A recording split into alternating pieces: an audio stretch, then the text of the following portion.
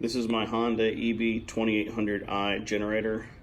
I got this for general use and home backup power. I live in Houston. We have pretty frequent power outages, so I got this thing, run a couple fans, keep my refrigerator cold, keep a couple lights on, run the TV just fine.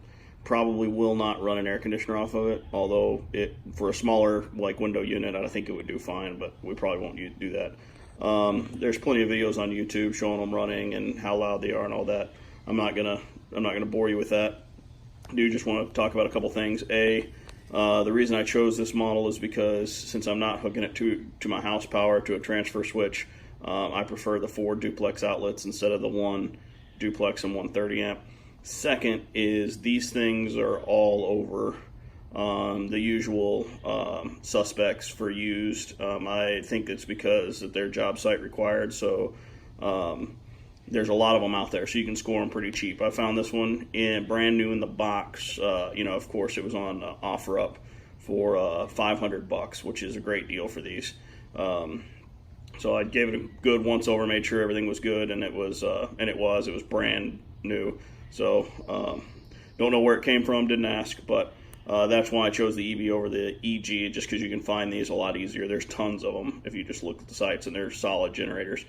The only other thing that I would have a beef about this is it does not have an hour meter. So I was able to put one in after much thought right there. And there's plenty of room behind that. That's probably a 2-inch hour meter that I got on Amazon. It's 2 inches deep rather. And I was really toying with where to put it, and that was the best spot I found. It looks more like factory there, and it's easy to look at when you're starting up your generator. Make sure it doesn't need any maintenance. The maintenance interval on these is pretty short. It's 50 hours versus 100 with some of their other models, so I thought an hour meter was extremely important. I ordered that one for $13 on Amazon. Hopefully it's reliable, but if it's not, then I'll have to buy a little bit more of an expensive one and put it in there.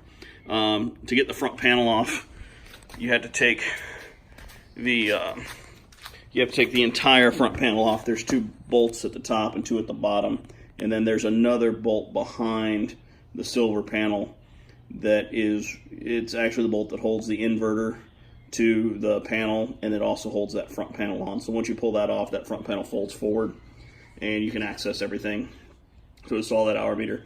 I just staked it on to one of the back of those GFI outlets. The other thing I want to mention is while I was in there, you can see what you pay for. Top quality, everything in there. All the stake-ons are heat shrinked.